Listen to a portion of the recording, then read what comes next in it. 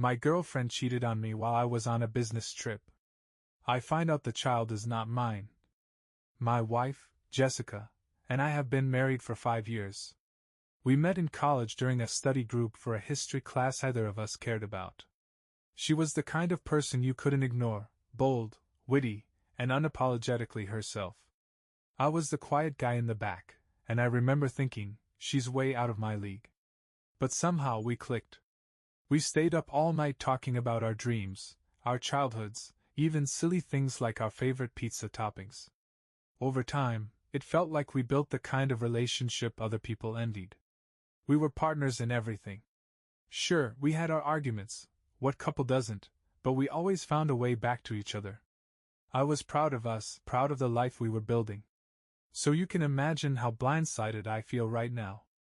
The cracks started showing about 6 months ago, though I didn't recognize them for what they were at the time. Jessica became distant. It started small, little things, like her being glued to her phone more than usual or laughing at texts she wouldn't share with me. I'd ask, "What's so funny?"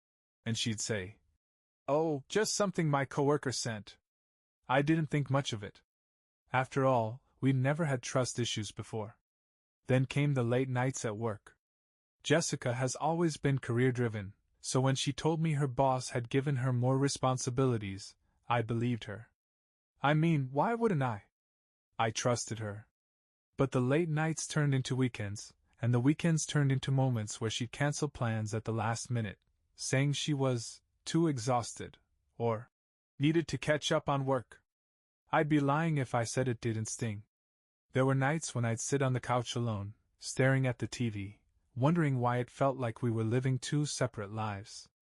But I didn't push. I told myself she was just stressed, that it was a rough patch we'd get through. Marriage isn't always easy, right? Then came the moment that changed everything.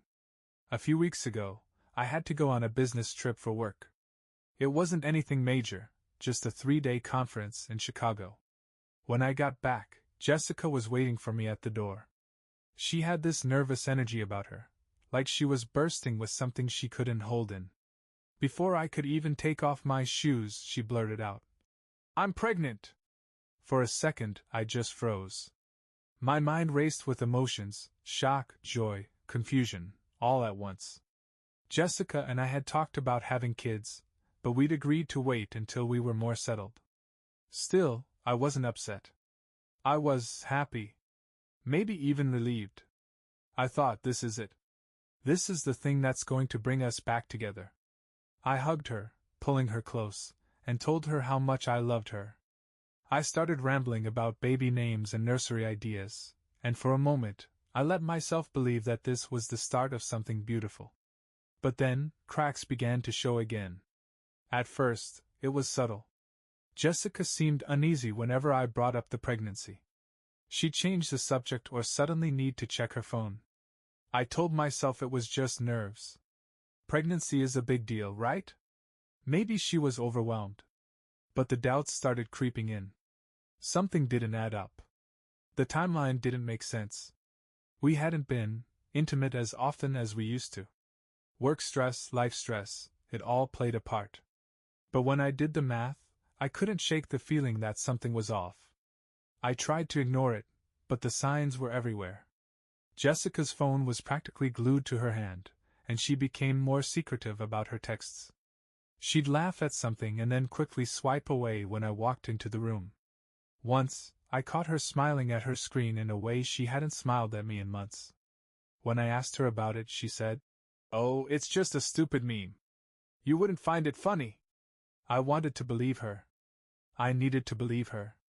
Then came the night I crossed a line I never thought I'd cross. Jessica had fallen asleep on the couch, her phone sitting on the coffee table. It wasn't locked, and the screen lit up with a notification.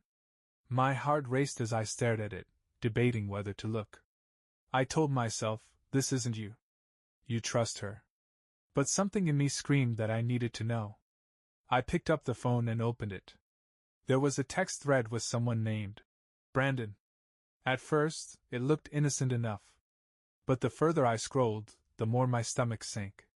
The messages were flirty, intimate, filled with inside jokes, compliments, and plans. Plans to meet up. Plans to catch up while I was out of town. Then I saw it. A message from Brandon, sent about 2 weeks ago. I can't believe this happened. What if the baby's mine? My entire world stopped. I read the message over and over, hoping I was misunderstanding, that there was some logical explanation. But there wasn't. The timestamps lined up with one of my business trips. My mind raced as everything started to click: the late nights, the secrecy, the sudden distance. I put the phone down and stared at Jessica, still asleep on the couch, completely unaware of the storm raging inside me. I wanted to wake her up, to demand answers, but I couldn't bring myself to do it. Not yet. That night, I lay awake in bed, my thoughts spiraling. Every happy memory we shared felt tainted. Every word she'd said about the pregnancy felt like a lie. I'd never felt so angry, so betrayed, so completely lost. And now, here I am. I haven't confronted her yet. I don't even know how to begin. How do you look at the person you love, the person you've built a life with, and ask if the child they're carrying is someone else's? How do you even start to unravel a betrayal this deep? I don't know what to do. My heart feels like it's been ripped out of my chest, and I'm not sure if it can ever be put back together. If anyone has been through something like this, I could really use some advice. Thanks for reading.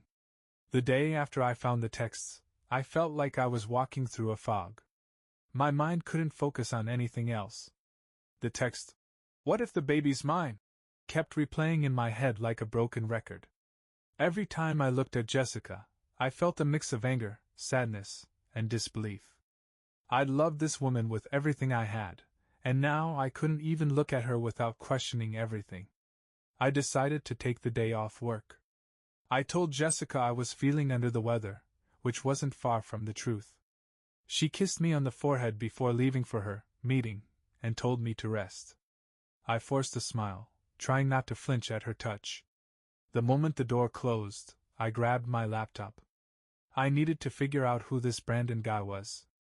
The messages on Jessica's phone hadn't included a last name, but there were enough clues to start digging. There were mentions of a favorite restaurant they'd gone to, a shared love of hiking, and, what hit me hardest, a mention of how he made her feel alive again. Alive again. As if I was just dead weight in her life. It didn't take long to connect the dots. I searched her social media and found him, Brandon Carter. He was one of her coworkers at the office she'd been working at for the past 2 years. His profile was public, which made it easy to see everything. His posts were filled with pictures of him hiking, smiling with his perfect teeth and outdoors vibe. There were a few group photos from office events, and sure enough, Jessica was in some of them. One photo, in particular, made my blood boil. It was from a company happy hour about 6 months ago, the same time Jessica had started acting differently. She and Brandon were standing next to each other, his arm casually draped over her shoulder. The caption read, "Great team, even better people." The comments were filled with their coworkers teasing them, calling them partners in crime. How had I been so blind? I scrolled through his page until I found something even more damning, a photo from 3 weeks ago. He was sitting on the patio of a cafe I didn't recognize, and across the table was Jessica. She wasn't looking at the camera, but I knew it was her. She was wearing the same yellow sundress she'd worn on one of our dates last summer. I felt like I was going to be sick. When Jessica came home that evening, I couldn't even look at her. She greeted me with her usual smile and asked how I was feeling. I mumbled something about still being under the weather and went back to staring at the TV. She didn't seem to notice anything was off. The next few days were torture. I kept replaying everything in my head, trying to make sense of it. Part of me wanted to confront her immediately, to demand answers, but another part of me wasn't ready. What if she denied it? What if she somehow twisted it around and made me feel like the bad guy for snooping? I decided I needed more proof. That weekend, Jessica said she was going to run errands, but something about the way she said it felt off. Her tone was overly casual, like she was trying too hard to sound normal. As soon as she left,